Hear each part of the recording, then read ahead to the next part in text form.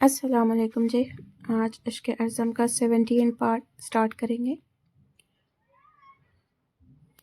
کیا کر رہے ہیں؟ وہ بری طرح سے ہڑبڑا تھی، پیچھے ہٹنے لگی تھی، لیکن زنور کا ایسا کوئی ارادہ نہیں تھا۔ اس کی نازک سے گال پر اپنی بیٹ رگڑتے اس کے سرخ ہونے پر مجبور کر گیا۔ ملالہ اس کی حرکت پر شرم سے لجاتی سرخ ہونے لگی تھی۔ دونوں کے لبوں پر ایک دلکش مسکراہٹ رقص کرنے لگی تھی۔ Zanour stop it! اسے فروا کا ڈر بھی تھا، کہیں وہ نہ جائے۔ اگر ایسا ہو جاتا تو یقیناً ملالہ نے یہیں ڈھیروں شرم کے تلے دب کے مر جانا تھا، لیکن زنور بنا اس کی بات پر کان دھرے آنکھیں بند کر کر اس کی میٹھی میٹھی سی مہک میں کھونے لگا، کیونکہ وہ کنفرم کر آیا تھا کہ اس کی ماں دن بھر کی تھکی ہاری سو چکی ہے اور بابا اسٹڈی میں تھے، ماروی اپنی پڑھائی میں تھی۔ کوئی نہیں تھا جو ان دونوں کو ڈسٹرب کر سکے۔ کب آئے گا وہ دن جس دن تم کہو گی زنور پلیز ڈونٹ اسٹاپ؟ وہ مخمور لہجے میں بولتا ملالہ کی جان لبوں تک لے آیا۔ وہ اس کی صاف بے باکی پر سرخ کنداری سی ہونے لگی تھی، لیکن وہ اصل جان تب نکلی جب زنور نے اپنے دہکتے لب سیدھے اس کے کان کی لو پر رکھ دیے۔ وہ بے اختیار سسکی بھرتی اس کی شرٹ مٹھی میں جکڑ گئی۔ Stop it Haroon! وہ آنکھیں بند کیے بے اختیار اس شخص کا نام لے گئی جو اس وقت اس کے دل و دماغ پر حاوی تھا۔ اس کے منہ سے ارون کا نام سنتے زنور ایک دم پیچھے ہٹا اور بے یقینی سے اسے دیکھنے لگا۔ دوبارہ لینا یہ نام؟ وہ سرد لہجے میں بولا۔ ملالہ دھیرے سے آنکھیں کھول کر ناسمجھی سے اسے دیکھنے لگی، جب سامنے کھڑے زنور کو دیکھ جیسے وہ یک دم ہوش میں آئی تھی۔ اسے لگا اس کی سانسیں رکنے لگی ہیں۔ زنور کے چہرے کے اسپاٹ تاثرات دیکھ اسے شدت سے اپنی غلطی کا احساس ہوا۔ میں نے کہا دوبارہ وہ نام لو جو ابھی لیا۔ اسے خاموش دیکھ وہ بھی دبی آواز میں تقریباً قرلایا تھا۔ ملالہ کی آنکھوں میں فوراً نمی تیرنے لگی۔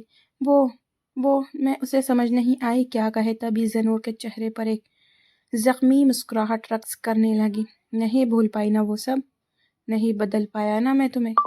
اس کی آواز میں نمی تھی۔ وہ بے اختیار پیچھے کی جانب قدم اٹھانے لگا۔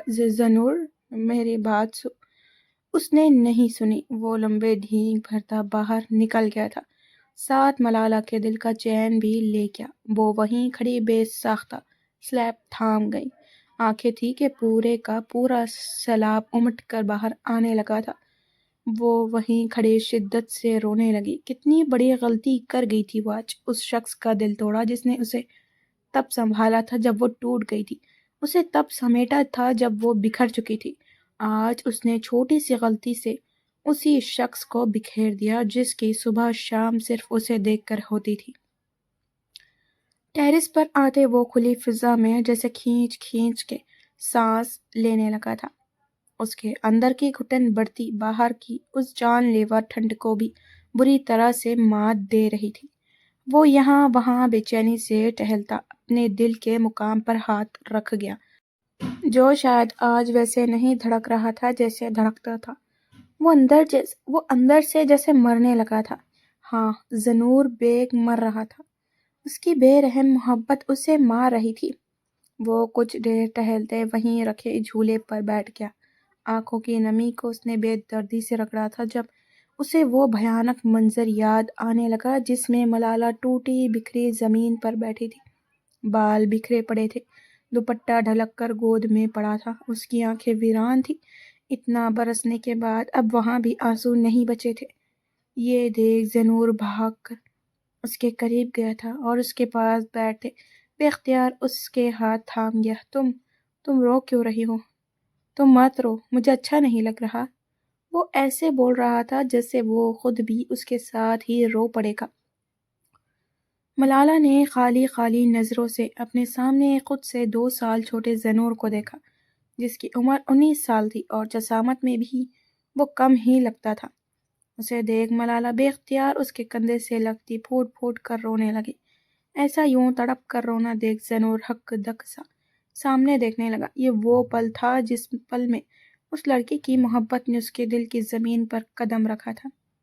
وہ سانس تک روک گیا، دل تیزی سے دھڑکنے لگا تھا۔ وہ جوانی کی دہلیز پر قدم تو پہلے ہی رکھ چکا تھا۔ اب جو لڑکی اسے صرف پسند تھی، اب وہ پسند محبت میں بدلنے لگی تھی۔ میں پانی لاؤں تمہارے لیے؟ وہ ملالہ کو پیچھے ہوتے پیار سے پوچھنے لگا، جس پر دھیرے سے سر نفی میں ہلا گئی، لیکن وہ پھر بھی اٹھ کر کچن سے اس کے لیے پانی لینے گیا اور لا کر اپنے ہاتھوں سے اسے پلایا۔ وہ دن تھا جس کے بعد زینور نے ہر طرح سے اس کا خیال رکھا، اسے اس صدمے سے باہر نکالنے کے لیے کیا کیا جتن نہیں کیے، اور آخر کار 4 سالوں کی محنت کے بعد اس کی جھوٹ موٹ کی دلہن اب سچ میں اس کی دلہن بننے جا رہی تھی۔ آج ٹھنڈ صبح صبح اپنے عروج پر تھی۔ دھند کے بغیر بھی بنا کسی گرم کپڑے کے کوئی بھی اس ٹھنڈ میں باہر نہیں نکل سکتا تھا، لیکن وہ پھر بھی صرف ایک مہندی رنگ کے ٹریک سوٹ میں ملبوس، پیروں میں وائٹ جوگرز پہنے، کانوں میں ایئر بڈز لگائے، پسینے میں شرابور اس کا کثرتی فولادی بدن اور پھولے ہوئے ٹھوس مسلز جو گول گلے والی شرٹ کی ہاف سلیوز میں سے باہر پورے آب و تاب سے ظاہر ہو رہے تھے۔ ایک تو اس کی سورج سی چمکتی رنگت تھی جو گہرے رنگ پہننے پر بھی اور زیادہ ظاہر ہوتی تھی۔ مسلسل آدھا گھنٹہ بھاگنے کے باعث اس کے چہرے پر پسینے کے لائنز بن کر بہتی گردن اور نیچے قطروں کی صورت میں گر رہے تھے۔ وہ اتنا ہی بھاگتا تھا ہمیشہ، تبھی وہ اتنا فٹ اور حشاش بشاش رہتا تھا۔ شام میں جم کرتا، دوپہر میں یونی ہوتا، رات کو گھر، بس یہ اس کی زندگی تھی۔ وسکی اس کے پیچھے بھاگ رہا تھا۔ جب تک اس کا مالک بھاگتا رہا وہ بھی بھاگتا رہا۔ آخر میں اس کے ساتھ ہی رک کر بینچ کے قریب بیٹھ گیا اور بری طرح سے ہانپنے لگا۔ اس کی نظر سامنے تھوڑی دور بیٹھی بینچ پر لڑکی کے ساتھ بینچ پر ہی بیٹھی بچی کتیا پر گئی، جو دکھنے میں ہی اتنی پیاری تھی کہ بندہ بس دو گھڑی اسے دیکھتا رہے۔ سفید رنگ، بڑے بڑے ریشمی بال اور گلے میں پیارا سا پنک کلر کا پٹا پہنے وہ زبان باہر نکالے وسکی کو ہی دیکھ رہی تھی۔ یہ دیکھ ارزم کے لبوں پر مبہم سی مسکراہٹ بکھر گئی۔ وہ کبھی وسکی کو دیکھتا، کبھی اسے، کہ اسی وقت اس نے وسکی کو آنکھ ماری۔ یہ دیکھ ارزم نے جھٹ سے وسکی کو دیکھا جو شریف بنا بیٹھا ارزم کو دیکھ جیسے مسکرا دیا۔ "You naughty boy". اس نے اپنا جوگرز شوز آگے کرتے اسے چھیڑا۔ آگے سے وہ بھی منہ مارتے اس کے ساتھ کھیلنے لگا۔ کھیل کہاں رہا تھا، سیدھا سیدھا نخرے دکھا رہا تھا کہ اس کی شادی کیوں نہیں کروائی۔ خود کا تو بیوی کے بغیر گزارا ہو رہا تھا، اب سب اس کے جیسے جذباتوں میں ٹھنڈے تھوڑی تھے۔ "Hello, excuse me". اسے تبھی ایک لڑکی کی باریک پیاری سی آواز سنائی دی۔ ارزم نے سر اٹھا کر دیکھا تو وہ وہی تھی جس کی بچ اس کے وسکی کو پسند آئی تھی۔ "یس، ایکسکیوزڈ"۔ ہمیشہ کی طرح دو ٹوک انداز اس لڑکی کا چہرہ جیسے اتر سا گیا۔ وہ کبھی لڑکیوں سے سیدھے منہ بات ہی نہیں کر سکتا تھا۔ اس کا جواب تو جیسے وسکی کو بھی پسند نہیں آیا۔ آخر اس کی ہونے والی ساس تھی، ذرا تو تمیز کا مظاہرہ کر لے یہ الٹرا پرو بدتمیز انسان۔ وہ دیکھ رہی تھی۔ "آپ کے ڈاگی کو میری سینڈو پسند آئی ہے"۔ وہ لڑکی چہک کر بتانے لگی، جبکہ وہ دونوں تو اس عجیب و غریب نام پر ہک دک سے ایک دوسرے کو دیکھنے لگے۔ "سینڈو؟" وہ وسکی کی جانب دیکھتے زیر لب بڑبڑایا، جو شاید وہ لڑکی بآسانی سن چکی تھی۔ "آئی مین سنڈریلا"۔ یہ لگا تھا دونوں کو جھٹکا۔ سنڈریلا، وہ بھی کتیا کا نام!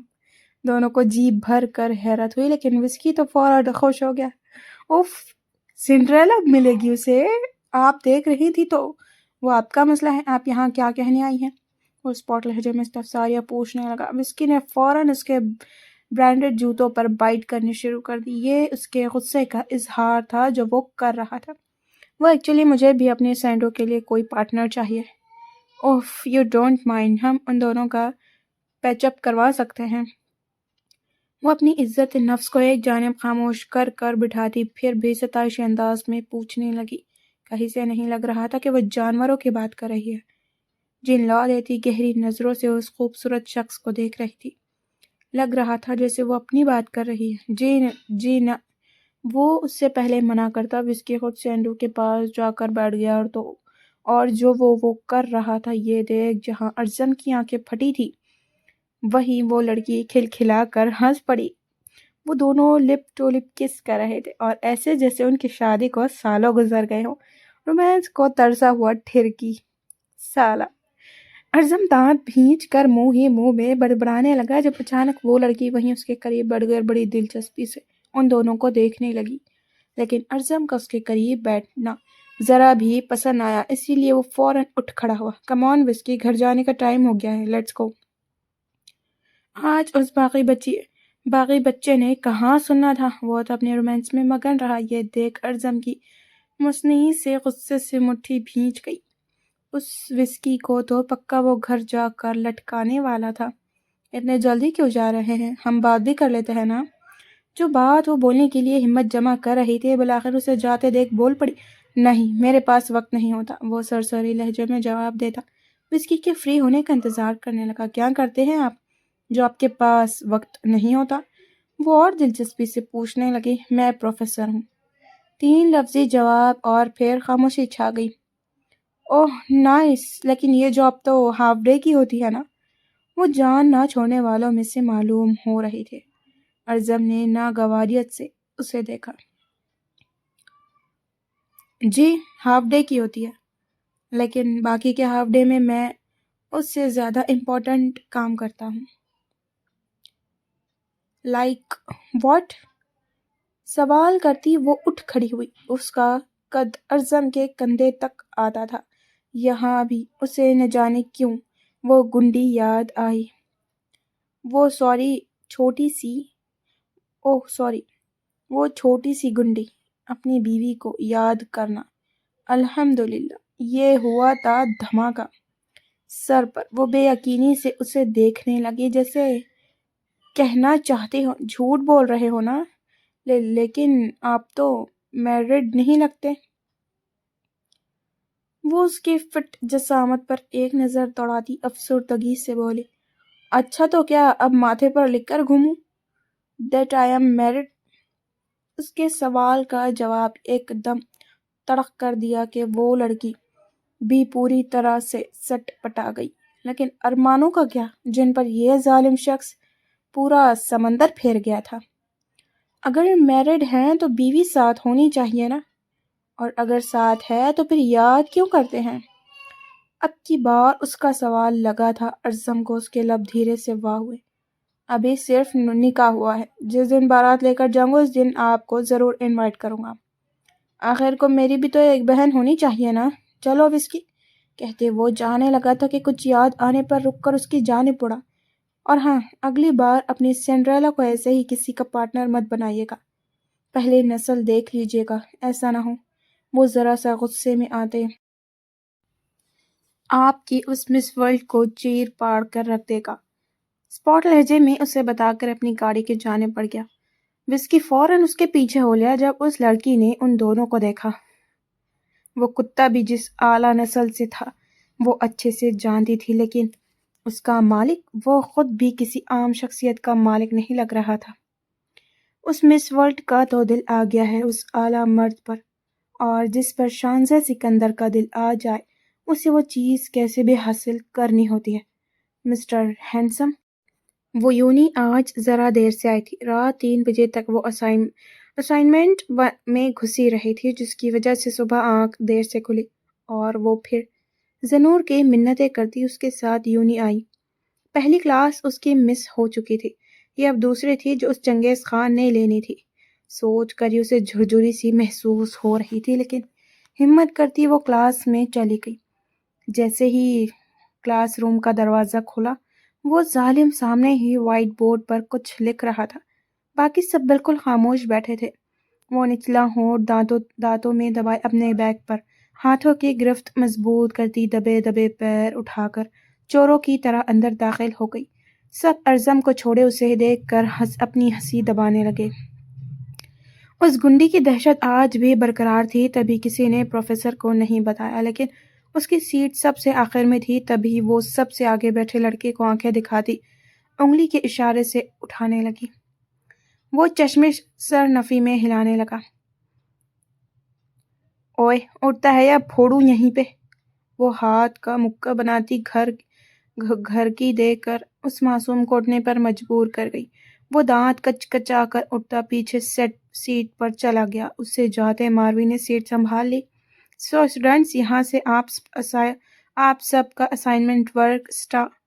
وہ بولتے بولتے ایک دم رکا، نظر آنکھیں بیٹھی ماروی پر پڑی۔ اسے جی بھر کر حیرت ہوئی، کیونکہ اسے یاد تھا یہاں کوئی اور بیٹھا تھا اور ماروی اسے تو اس نے کلاس میں آتے ساتھ تلاش کیا تھا تب نہیں تھی، اور اب اسے صرف 1 منٹ لگا تھا سارا معاملہ سمجھنے میں۔ تبھی وہ اس گنڈی کو گھورنے لگا۔ اسٹینڈ اپ، وہ ہاتھ کے اشارے سے اسے اٹھانے کا کہنے لگا۔ وہ فوراً سے گڑبڑا کر اٹھ گئی۔ آپ لیٹ ہیں، وجہ بتا سکتی ہیں؟ اسپاٹ لہجے میں پوچھا۔ وہ گھبرا کر یہاں وہاں دیکھنے لگی۔ نہیں، میں تو جلدی آئی تھی، آپ نے ابھی دیکھا۔ اتنی صاف گویائی سے جھوٹ بولا کہ ارزم ایک پل کو دنگ رہ گیا۔ وہ کیسے بتائے؟ اس کی نگاہیں پہلے اس گنڈی کو تلاش کرتی ہیں۔ یہ نہ دکھے تو پوری کلاس میں کوئی نہیں دکھتا۔ وہ جانتا تھا یہ مر کر بھی نہیں مانے گی۔ پریزنٹیشن بنائی ہے؟ سیدھا کام کا سوال کیا۔ جی دیکھیں۔ اس نے جھٹ سے فائل آگے کر دی۔ یہاں نہیں، میرے آفس میں آ کر دکھائیں گی۔ یہ بجی تھی ماروی کے سر پر۔ وہ حیرت سے آنکھیں پھاڑے اسے دیکھنے لگی۔ کل والا اس کا وہ روپ یاد تھا۔ نہیں، پر پریزنٹیشن کلاس میں دیتے ہیں نا؟ اس کی بات پر ارزم کی آنکھیں تھوڑی چھوٹی ہوئی۔ وہ غور سے اسے دیکھنے لگا۔ میری کلاس، میری پریزنٹیشن، میری مرضی اور میری… وہ بولتے بولتے رک سا گیا، ساتھ ماروی کی سانسیں بھی۔ پھر یکدم کلاس کی لائٹس آف ہو گئی۔ میری بیوی… ماروی کے کان میں سور پھونکتے وہ پھر سے لائٹس آن کر گیا اور مڑ کر پروجیکٹر آن کرتے کچھ بتانے لگا۔ حالانکہ وہ سب پڑھا چکا تھا، لیکن اس پروجیکٹر کا جو ناجائز فائدہ وہ اٹھانے لگا تھا، اس کا خمیازہ بھی تو بھگتنا تھا۔ وہ تھوڑی دیر یوں ہی کلاس چلاتا رہا، پھر سب کو نیکسٹ اسائنمنٹ ورک دیتے، آخری نظر ماروی پر ڈالتے کلاس سے نکل گیا۔ وہ وہیں بیٹھی۔ آفس میں جانا مطلب شیر کی کچھار میں جانے کے مترادف تھا، اور وہ مر کر بھی نہیں جاتی۔ خرافاتی دماغ میں آئیڈیا آیا۔ اوف، یہ اور اس کے آئیڈیا۔ آج ایک شریر سی مسکراہٹ تھی جو ارزم کے لبوں سے جدا ہونے کا نام نہیں لے رہی تھی۔ وہ خود کو بار بار کیمرے میں دیکھتا، اپنے بالوں کو ہاتھ پھیر کر خود کو فریش کرتا۔ اس کی یہ ٹینیجر حرکتیں اگر معاذ دیکھ لیتا تو یقیناً اس کے ساتھ وہ کرنی تھی کہ ارزم کی سوچ تھی۔ تبھی اس کے آفس کا دروازہ نوک ہوا، ساتھ ارزم کی مسکراہٹ گہری ہوئی۔ کم آن۔ اس نے اپنا آپ مصروف ظاہر کرتے اندر آنے کی اجازت دی، لیکن جیسے ہی سامنے نظر اٹھائی اس کی آنکھیں پھٹی کی پھٹی رہ گئی۔ وہاں صرف وہ نہیں بلکہ جتنی لڑکیوں نے اسائنمنٹ ورک کیا تھا سب اس کے سامنے کھڑی اسے ستائشی نظروں سے دیکھ رہی تھی۔ یہ سب دیکھ جہاں ارزم کا دماغ گھوما تھا، وہیں ماروی ان سب کے پیچھے کھڑی اپنی کھسیانی سی ہنسی دبانے لگی۔ اب کر کے دکھائیں کچھ یہ چنگیز خان؟ آیا بڑا، میرے ساتھ فلرٹ کریں گے؟ میں بھی دیکھو آج کیا کرتے ہیں۔ وہ دل ہی دل میں سوچتی اپنے اندر خوشی کے پٹاخے پھوٹتے محسوس کرنے لگی۔ وہ شاید بھول گئی تھی کہ وہ عمر میں بڑا ہونے کے ساتھ ساتھ عقل میں بھی اس سے کئی آگے تھا۔ اب یقیناً ماروی عمر بیگ کو ساری زندگی ایسی غلطی نہیں کرنے والی تھی۔ یہ تھی ویورز آج کے ایپیسوڈ، انشاءاللہ نیکسٹ آئیں گی۔ اللہ حافظ۔